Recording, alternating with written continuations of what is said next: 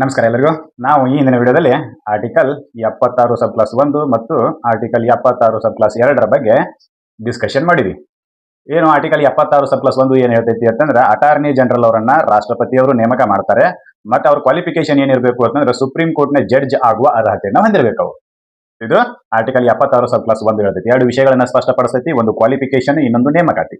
ನೇಮಕಾತಿಯನ್ನ ಯಾರು ಮಾಡ್ತಾರೆ? ರಾಷ್ಟ್ರಪತಿಗಳು ಮಾಡ್ತಾರೆ. ಕ್ವಾಲಿಫಿಕೇಶನ್ ಏನಿರಬೇಕು ಅವರಿಗೆ? ಅಟಾರ್ನಿ ಜನರಲ್ ಆಗಿ ಆಯ್ಕೆ ಆಗಬೇಕು ಅಂತಂದ್ರೆ ಅವರಿಗೆ ಸುಪ್ರೀಂ ಕೋರ್ಟ್ನ ಜಡ್ಜ್ ಆಗುವ ಅರ್ಹತೆ ಇರಬೇಕು.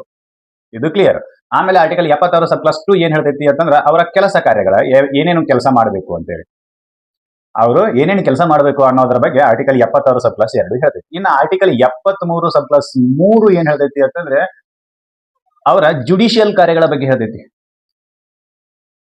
ದ ಫಂಕ್ಷನ್ಸ್ ಆಫ್ ದಿ ಜುಡಿಷಿಯಲ್ಸ್ ಅಂದ್ರೆ ನ್ಯಾಯಾಂಗೀಯ ಕಾರ್ಯಗಳು ಏನು ಅನ್ನೋದ್ರ ಬಗ್ಗೆ ಆರ್ಟಿಕಲ್ 76 ಸಬ್ ಕ್ಲಾಸ್ 3 ಹೇಳ್ತೈತಿ. ಯಾರ ನ್ಯಾಯಾಂಗೀಯ ಕಾರ್ಯಗಳು? ಅಟಾರ್ನಿ ಜನರಲ್ ಅವರ ನ್ಯಾಯಾಂಗೀಯ ಕಾರ್ಯಗಳ ಬಗ್ಗೆ ಆರ್ಟಿಕಲ್ 73 ಹೇಳ್ತೈತಿ. ಅದೇನ್ ಹೇಳ್ತೈತಿ ಅಂತೇಳಿ ಇವತ್ತು ಡಿಸ್ಕಷನ್ ಮಾಡೋಣ. ಈ ವಿಡಿಯೋನ ಸಂಪೂರ್ಣವಾಗಿ ನೋಡ್ರಿ, ಅಂದ್ರೆ ಅರ್ಥ ಆಕೈತಿ. ಹೌದಾ? ಸರಿ. ಆರ್ಟಿಕಲ್ 76 ಸಬ್ ಕ್ಲಾಸ್ 3 ಏನ್ ಹೇಳ್ತೈತಿ ಅಂತಂದ್ರೆ, in performance of his duties the attorney general shall have a right to audience in all courts the territory of India. ಏನು ಅಟಾರ್ನಿ ಜನರಲ್ ಅವರು ತಮ್ಮ ಕಾರ್ಯದ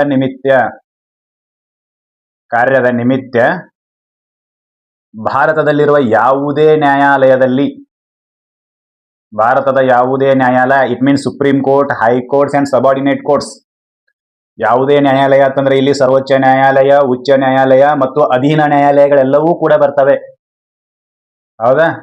ಅದ್ರ ಬಗ್ಗೆ ಹೇಳಕತ್ತಾರೆ. ಆಮೇಲೆ ಭಾರತದ ಟೆರಿಟರಿ, ಭಾರತದ ಭೂಭಾಗದಲ್ಲಿರುವ ಎಲ್ಲಾ ನ್ಯಾಯಾಲಯಗಳಲ್ಲಿ, not limited to only supreme court. Attorney general ಅವರು ಕೇವಲ ಸುಪ್ರೀಂ ಕೋರ್ಟ್ಗೆ ಮಾತ್ರ ನಿಮಿತ್ತವಲ್ಲ. ಅಂದ್ರೆ ಅವರು ಸುಪ್ರೀಂ ಕೋರ್ಟ್ ನಲ್ಲಿ ಮಾತ್ರ ಭಾಗವಹಿಸುವಂತಿಲ್ಲ, ಅವರು ಹೈಕೋರ್ಟ್ ನಲ್ಲಿನೂ ಭಾಗವಹಿಸಬಹುದು, ಸಬಾರ್ಡಿನೇಟ್ ಕೋರ್ಟ್ನಗಳಲ್ಲಿಯೂ ಕೂಡ ಅದರ ಬಗ್ಗೆ ವಾದ ಮಾಡಲು ಭಾಗವಹಿಸಬಹುದು, ಸಬಾರ್ಡಿನೇಟ್ ಕೋರ್ಟ್ನ ಪ್ರೊಸೀಡಿಂಗ್ಸ್ ನಲ್ಲಿಯೂ ಕೂಡ. ಅಂದ್ರೆ ಅಟಾರ್ನಿ ಜನರಲ್ ಅವರಿಗೆ ಲಿಮಿಟ್ ಏನಪ್ಪಾ ಅಂತಂದ್ರೆ, ಇಂಡಿಯಾನೇ limit. India is a only limit for attorney general to appear before the courts. ಅರ್ಥ ಆಯ್ತಾ? ಭಾರತದ ಭೂಭಾಗದಲ್ಲಿ ಯಾವುದೇ ನ್ಯಾಯಾಲಯಗಳಲ್ಲಿ ಭಾರತದ ಸರ್ಕಾರದ ಪರವಾಗಿ ಹಾಜರಾಗಲು ಅವರಿಗೆ ಹಕ್ಕೈತಿ. ಈ has a right to appear before the any court in Indian territory on behalf of central government or Indian government. ಸರಿ, ಇಂಡಿಯನ್ ಗೌರ್ಮೆಂಟ್ ಪರವಾಗಿ ಯಾಕ್ರಿ? ಇಂಡಿಯನ್ ಗೌರ್ಮೆಂಟ್ ಪರವಾಗಿ ಆದ್ರೆ ಸುಪ್ರೀಂ ಕೋರ್ಟ್ ನಲ್ಲಿ ಅಷ್ಟೇ ರೀ, ಹೈಕೋರ್ಟ್ನಾಗ ಯಾಕ್ರಿ, ಸಬಾರ್ಡಿನೇಟ್ ಕೋರ್ಟ್ನಾಗ ಯಾಕ್ರಿ ಅಂತ ಒಂದು ಕ್ವಶನ್ ಅರೈಸ್ ಆಗ್ಬೋದು. ಹೌದಾ? ನಾವು ಈಗಾಗಲೇ ಚರ್ಚೆ ಮಾಡಿವಿ. ಏನು ಅಂತಂದ್ರೆ, ಪಟ್ಟಿಗಳದಾವೆ. ಕೇಂದ್ರ ಪಟ್ಟಿ, ರಾಜ್ಯ ಪಟ್ಟಿ, ಸಮವರ್ತಿ ಪಟ್ಟಿ ಮತ್ತು ಉಳಿಕೆ ವಿಷಯಗಳು ಅಂತೇಳಿ ಹಿಂಗ 4 ಪಟ್ಟಿಗಳನ್ನ ಅನುಸೂಚಿ 7ರಲ್ಲಿ ಪಟ್ಟಿ ಮಾಡಿದ್ದಾರೆ, ಲಿಸ್ಟ್ ಮಾಡಿದ್ದಾರೆ. ಹೌದಾ? ಕೇಂದ್ರದ ಪಟ್ಟಿಯಲ್ಲಿ ಇರ್ತಕ್ಕಂಥ ವಿಷಯಗಳ ಬಗ್ಗೆ ಕೇಂದ್ರ ಸರ್ಕಾರ ಕಾನೂನು ಮಾಡ್ತೈತಿ. ರಾಜ್ಯದಲ್ಲಿರುವ ಪಟ್ಟಿಗಳ ಬಗ್ಗೆ ರಾಜ್ಯ ಸರ್ಕಾರ ಕಾನೂನು ಮಾಡ್ತೈತಿ. ಸಮವರ್ತಿ ಪಟ್ಟಿಯಲ್ಲಿರ್ತಕ್ಕಂಥ ವಿಷಯಗಳ ಮೇಲೆ ಎರಡೂ ಸರ್ಕಾರಗಳು ಕಾನೂನು ಮಾಡಬಹುದು. ಆಮೇಲೆ ಉಳಿಕೆ ವಿಷಯಗಳ ಮೇಲೆ ಕೇಂದ್ರ ಸರ್ಕಾರ ಕಾನೂನು ಮಾಡ್ತೈತಿ ಅಂತೇಳಿ ಈಗಾಗಲೇ ನಾನು ನಿಮಗೆ ಹೇಳೀನಿ.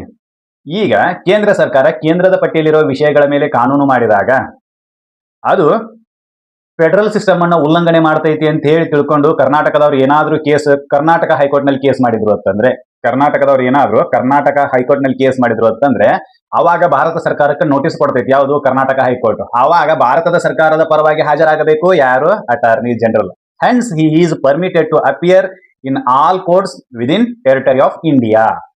ಈ ಕಾರಣಕ್ಕಾಗಿನೇ ಅಟಾರ್ನಿ ಜನರಲ್ ಅವರಿಗೆ ಭಾರತದಲ್ಲಿರುವ ಎಲ್ಲಾ ನ್ಯಾಯಾಲಯಗಳಲ್ಲಿ ಭಾರತ ಸರ್ಕಾರದ ಪರವಾಗಿ, ನೆನ್ಪಿಡ್ರಿ, on behalf of Indian government, ಭಾರತದ ಸರ್ಕಾರದ ಪರವಾಗಿ ಮಾತ್ರ ಅಪಿಯರ್ ಆಗಕ ರೈಟ್ ಐತಿ.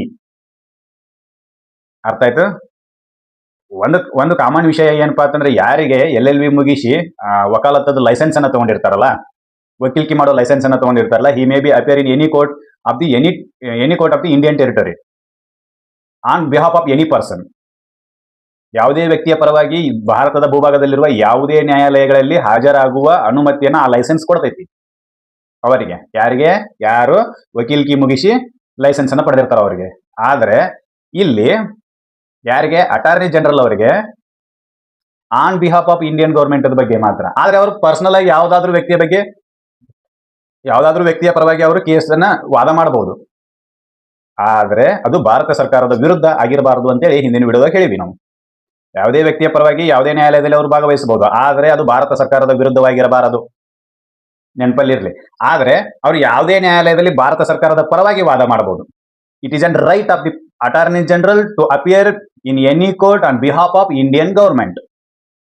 ಅರ್ಥ ಆಯ್ತು ಅಂತ ಅನ್ಕೊಂತೀನಿ. ಇದು ಅವರ ಹಕ್ಕು, ಜೊತೆಗೆ ಅವ್ರು ಮಾಡಬೇಕಾಗಿರ್ತಕ್ಕಂಥ ನ್ಯಾಯಿಕ ಕಾರ್ಯ ಏನು, ಈ shall be present before any court of the Indian territory on behalf of Indian government.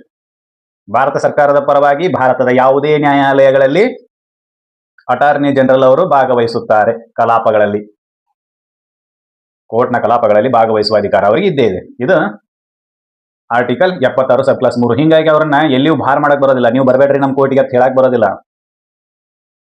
ನೀವು ಸುಪ್ರೀಂ ಕೋರ್ಟಿಗೆ ಅಷ್ಟೇ ಲಿಮಿಟ್, ಅಲ್ಲಿ ಅಷ್ಟ ನೀವು ಮಾಡ್ರಿ ಅಂತ ಹೇಳಕ್ ಬರೋದಿಲ್ಲ. ನೀ ಯಾಕೆ ಬಂದಿರಿ ಇಲ್ಲಿ, ಇದು ನಮ್ಮ court, you cannot say. He is a advocate for central government. ಅವರು ಭಾರತ ಸರ್ಕಾರದ ವಕೀಲರು, ಹೆಸರಷ್ಟೇ ಅಟಾರ್ನಿ ಜನರಲ್. ವಕೀಲರು ಅವ್ರು ಬ್ಯಾರಿಸ್ಟರೇ, ನೆನಪಲ್ಲಿ. ಆದ್ರೆ ಭಾರತ ಸರ್ಕಾರದ್ದು, ಹೌದಾ, ನೆನಪಲ್ಲಿರ್ಬೇಕು. ಇದಿಷ್ಟು ಮಾಹಿತಿ ಆರ್ಟಿಕಲ್ 76 ಸಬ್ ಕ್ಲಾಸ್ 3 ಬಗ್ಗೆ. ಈ ಮಾಹಿತಿ ನಿಮಗೆಲ್ಲ ಇಷ್ಟ ಆಗೈತೆ ಅಂತ ಅನ್ಕೊಂತೀನಿ. ಇಷ್ಟ ಆಗಿದ್ರೆ ಈ ಮಾಹಿತಿಯನ್ನು ಎಲ್ಲರಿಗೂ ಶೇರ್ ಮಾಡ್ರಿ, ಸರ್ಕ್ಯುಲೇಟ್ ಮಾಡ್ರಿ. ನಮ್ಮ ಚಾನಲ್ ಅನ್ನು ಸಬ್ಸ್ಕ್ರೈಬ್ ಮಾಡ್ರಿ. ಮುಂದಿನ ವಿಡಿಯೋದಲ್ಲಿ ಆರ್ಟಿಕಲ್ 76 ಸಬ್ ಕ್ಲಾಸ್ 4 ಬಗ್ಗೆ ಡಿಸ್ಕಷನ್ ಮಾಡೋಣ. ಅಲ್ಲಿವರೆಗೂ ಧನ್ಯವಾದಗಳು.